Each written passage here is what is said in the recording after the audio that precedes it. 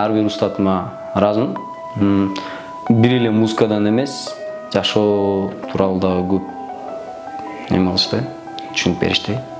Ач курсак менен бош чөнтөк көп нерсе үйрөтөт экен. Өтө көп нерсе үйрөтөт экен.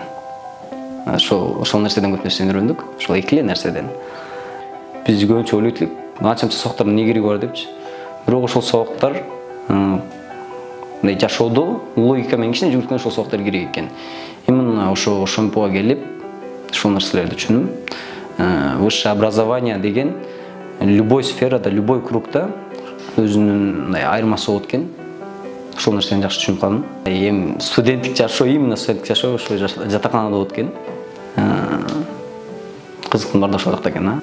Бир сөз менен айтканда, ошентуу мен үчүн өтө жакшы көзөрмөндүр.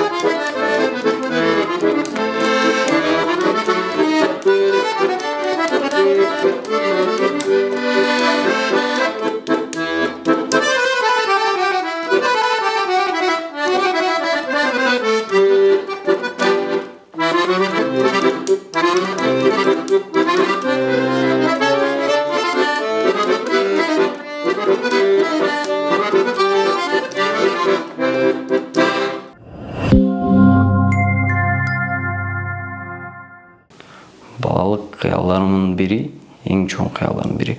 Музыка бул кийинчерээк эле жаралып калган кыял. Канча бир убакыттан кийин. Бирок бир кыялдарымдын бири өтө чоң эмес, бирок өтө кызыктырган кыялдын бири футболист болгум келген. Футболго барчумун. Бирок үйдөгүлөр каршы эле, ошон үчүн барган эмесмин. Та башка спорттун түрлөрүнө же волейболго кызыга албадым, бирок башка ушул сыяктуу спорттун түрүнө кызыктым. Жок, үйдөгүлөргө жакпады. Мен көчөгө өтө көп чыкканым үчүн жакпады да. Үйгө келчү эмесмин да көп. Анан бара-бара үйдөгүлөр урушуп, музыкальныйга тапшырышкан. Музыкальный школдо кичине мындай ордума келип, ордумда туруп калдым. Болсо ордумда турчу эмесмин. Музыкалык мектепте 5 жыл окудум, аккордеон бөлүмүндө. 4-5 класс менен окудум. Анда да футболго кызыгып жүрүп, көчөгө көп чыгып жүрүп, акыры үйдөгүлөр тынбайт экенин деп алып барып музыкальный мектепке берип койгон. Футболго болгон чоң кызыгууну музыка толук болбосо да, бирок көпчүлүк бөлүгүн басты.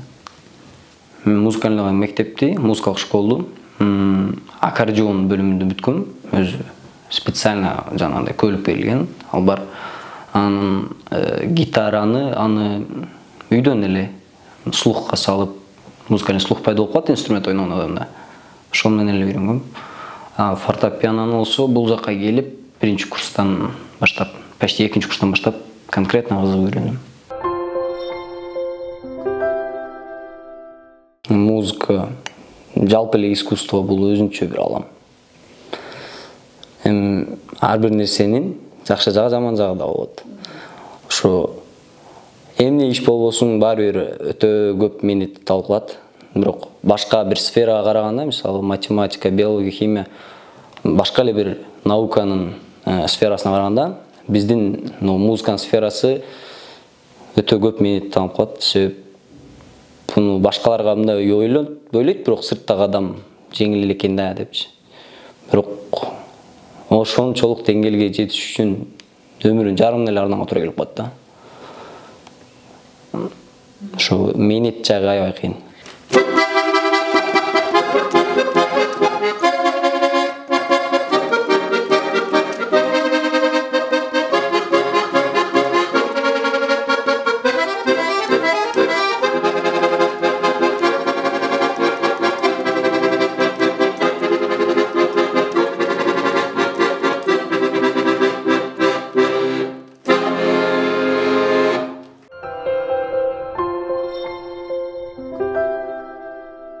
ушул тарап менен кетерим, бирок искусствого толук кирүүгө ниетим жок.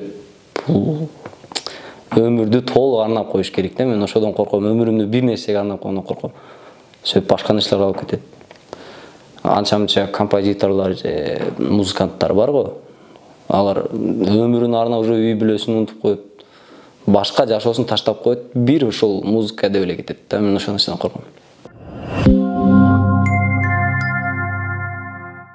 Менин бир күнүм эртең менен туруп, гуманитарный сабактар бар эртең мененки, алар бизге ончолук жанагындай чоң, өтө чоң мааниге эмес, бирок алардын да өзүнүн чоң орду бар. Бизге ошо көбүнчө индивидуальный, жана группойдон сырткаркы сабактар маанилүүрөөк болгондуктан, обедтен кийинки сабактарга көбүрөөк басым жасайбыз.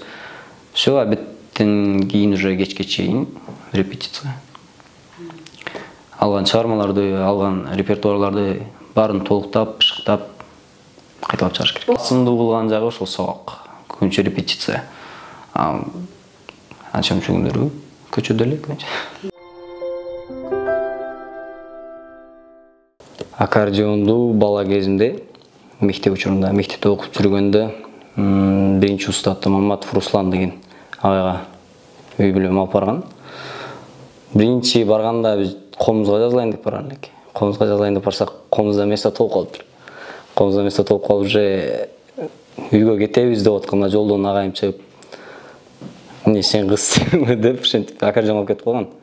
Аккордеонго алып барып, аккордеонго жазган. Биринчи устатым Маматов Руслан деген, ошо алар районунда Гүлчайында Самит Доронов деген музыкалык мектептин мугалими. Ошодон алгам. Азыркы деңгээлими өтө жакшы деп айта албайм, өтө начар деп айта албайм. Бирок будан да жакшы кылса болот. Аккордеонду биринчи музыкалык мектептерде же училищаларда слух менен көп ойното бербейт. Көбүнчө нота менен. Мен музыкалык мектепте окуп жүргөндө дагы көбүнчө нота менен болгондуктан аккордеон өтө кыйын инструмент экен. Колумузга караганда бир аз кыйыныраак экен. Биринчи аккордеонду баштаганда колду башкача коюп, мындай кармап, агайыма көп урушуп, бирок көп отурса чыга турган эле нерсе экен. Агайым так биринчи аккордеонду өзү мындай кармагыла деп үйрөтөт эле. Колуңарда алма болсун, ушундой элестеткиле деп. Мен ого карап эле бул бөлөм монтип кармай берет элем да. Баян кармагандай эле. Анын колу урат эле. Унутуп калган сайын эле ура берет эле, акыры вообще антип кармагыс болуп калдым андан кийин. Белгилүү Вивальди, Моцарт, көбүнчө эле ошо зарубежный композиторлордуку, кыргыздардыкынан Казаковдордуку, Рыспайдыкы, жана Нязалатында училищенин аккордеончу мыкты агай Ботобеков агайдын обработкасында аларды чертчимин. Бул жака Ошентпуга келгенден бери, университетке тапшыргандан бери аккордеонго кызыгым жоголуп кетти дебейм, бирок бир аз басаңдап калды, жаңы инструмент пайда болуп калды, жашады, фортепиано деген. Ошого көбүрөөк кызыга баштадым.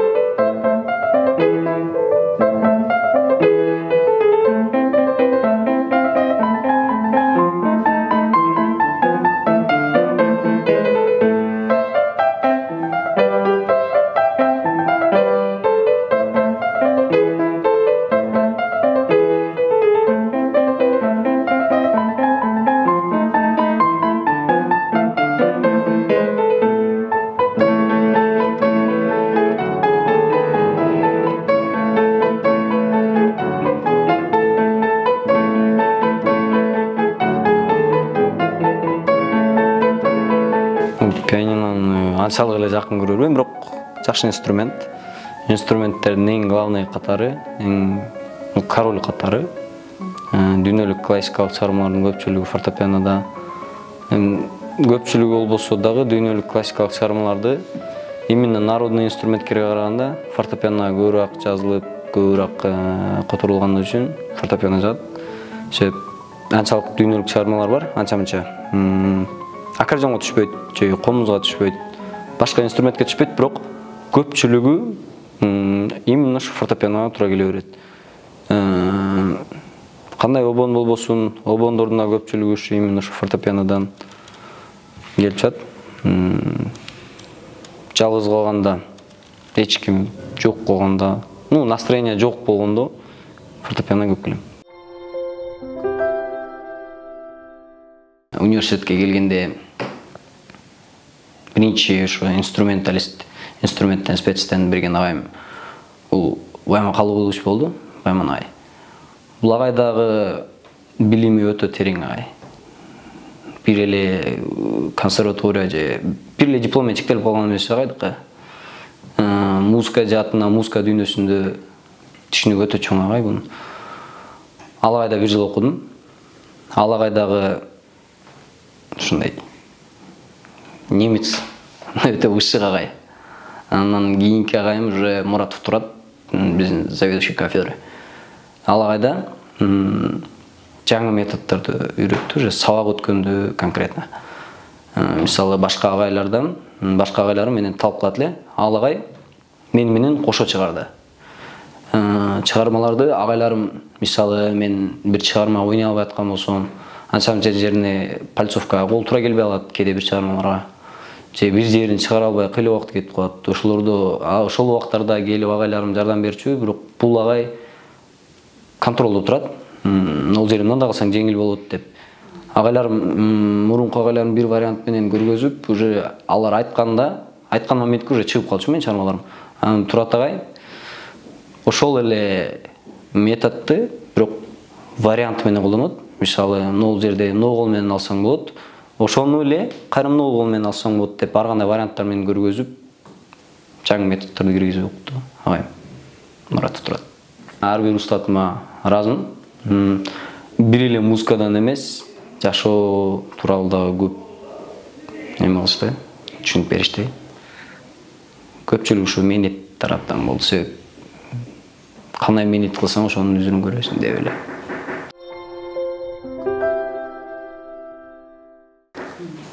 Эң эле кызыктуусу ошо биринчи курс экен. Биринчи курста эч нерсени билбейсиң, эч кимди тааныбайсың. Өтө кызыктуу күндөр ошо биринчи курста болот экен. Уже жыл өткөн сайын уже жана биринчи курстагы проблемалар уже көзгө деле көрүнбөй калат экен. Кайсы аудиторияда сабак болуп атат, кимдин сабагы болуп атат, бизге кызык эле, билбей калчу элек кээде. Сабакка түшпөй калсаң өтө коркунучтуу нерсе эле болду биринчи курста. Мен өзүм өтө жакшы студент болдум деп айта албайм. Себеп анча-мынча жерде стакачак кетиргенбиз. Жоопкерчилик, эң главный ушу жоопкерчилик экен. Болгон главный үйрөнүп кетиште же лекцияларга келип отуруп бирок ою башка жакта жүргөндүн мааниси жок болуп калат экен. Главный эле сабак калтырбаса, главный сабакка келсе кичине болсо да илип кетет экен. Себеп сыныптан башканын баардыгы жок да. Жанында жүргөн адамдардан таасир алат, мугалимдин поведениясынан, ошо өзүнүн кругунан. Биринчи курска келгенден бери уже жылдан жылга кадимкидей суу сезиле баштады уже студенттик жашоо. Билбейм. Биринчи курста проблемалар чоң болгон үчүн мындай бир орунда турчу эмесмин да. Постоянно кыймылдап, еще репетиция да көп болчу эле. Уже 4-нчү курска келгенде мурунку нерселердин кызыгы деле кайтып калды. Башка уже чоңураак проблемалар. Эми биз ойлоп атабыз, чоң проблема деп, бирок кийин университетти бүтүп кеткенден кийин булар деле кичине сезилип калса керек. Проблемалар деле. Студенттик күндөр мага өтө көп нерсени түшүнгөнгө жардам берди. Конкретно чоң адамдын жашоосуна киргенге жардам берди. Ач курсак менен бош чөнтөк көп нерсе үйрөтөт экен. Өтө көп нерсе үйрөтөт экен. Ошол нерседен көп нерсе үйрөндүк. Ошол эки эле нерседен. Эч кимди тааныбайсың, эч ким сени тааныбайт. Өзүң тиричилик кылышың керек. Будан бияк уже выживание болуп калат экен.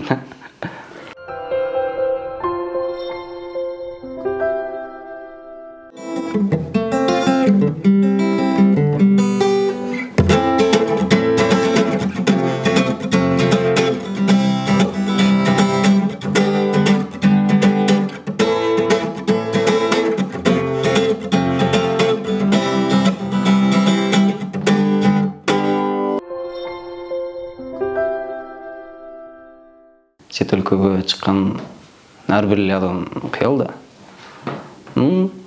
Бирөөсү Америкага, бирөөсү Кытайга, бирөөсү Японияга. Сенчи? Америка. Возможность болсо Америкага. Мен жана айттым го, музыкага конкретно киргим келбейди деп.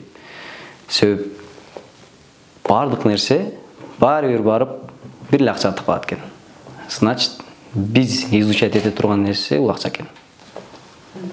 Бир эле музыканы эле эмес, финансовый интеллект, то есть финансовая грамотность, психология, анатомия.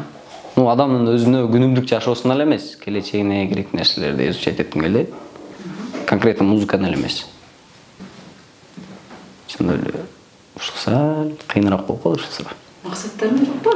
Бар, бирок мындай чаржайт да бунун биягычы. Конкретный максаттар толук кеч калдымбы, кеч калбадымбы, бирок күчтүү пианист болсом дагы, по крайней мере, концертмейстер болгум келет. Ошол нерсеге конкретно кызыгам. Эми адам кызыккан нерсесин жакшы алып кетет го.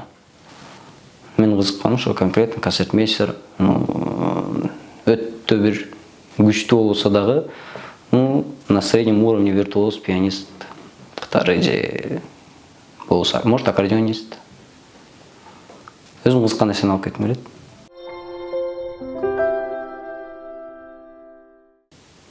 Ушул нерсеге жакшы ойлонбайм азыр.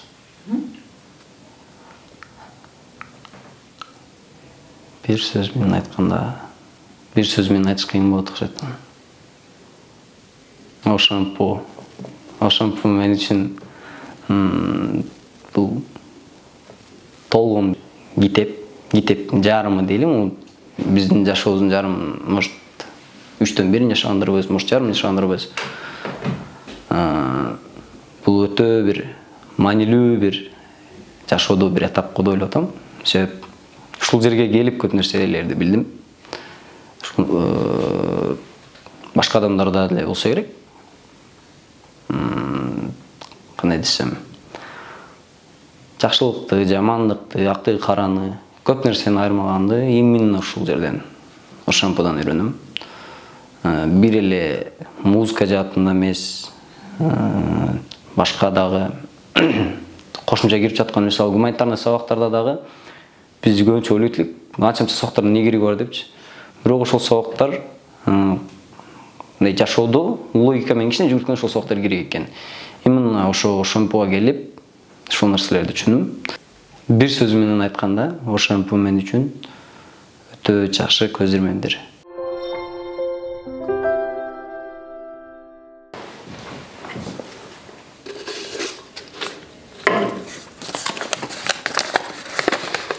Белгилүү ырчы болуп кетейин деген оюңуз барбы? Жок. Именно сольное пение көп кызыгыр. Шоу-бизнеске да көп кызыгыр. Анын өзүнүн заморочкалары бар. Бираз кыйыныраак. Оорураак жашоо болуп калат, көп кызыгыр. Акча тапкандан кыйналбашы мүмкүн, бирок бир эле катанын айынан целый ошо өзүнүн балдарына да зыян тийип калат. Аскерге барууну каалайсызбы? Возможность болсо бара берем. Болгон үйдө жалгыз болуп калган үчүн эле барбай калдым. Байпак жамап келиңиз беле. Байпак. Ошо жыртык носки менен жүрүп калышы мүмкүн, бирок жамаган эмесмин. Студенттик жатаканада балкондон түшүп качкансызбы? Конечно. Ал жок болсо окшошпой калат. Жатаканада жашаса качканбыз. Себеп вахтершалардан сөз уккандан коркот элек.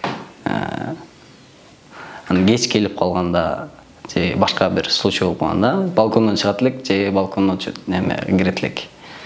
Отурушка барат элек. Ашканадан карызга тамак жедиңиз беле, канча сомго чейин жеткен? Ашканадан эмес, конкретно магазинден 500 сом, 1000 сомго жетчү. Андан ашып кетип аткан болсо уже тааныштардан сурай баштайт элек да. Бирок жаздырат элек. Ашканага деле, магазинге деле. Жалгызсырап ыйлағыңыз келгенде кайда барасыз? Иногда мечитке. Көбүнчө мечит. Возможность болсо мечитке. Ушул жакта болсом фортепиано. Көңүл жок болгондо, настроение жок болгондо көбүнчө фортепиано барып, ошол нерсенин баарын фортепианодан чыгарып келем.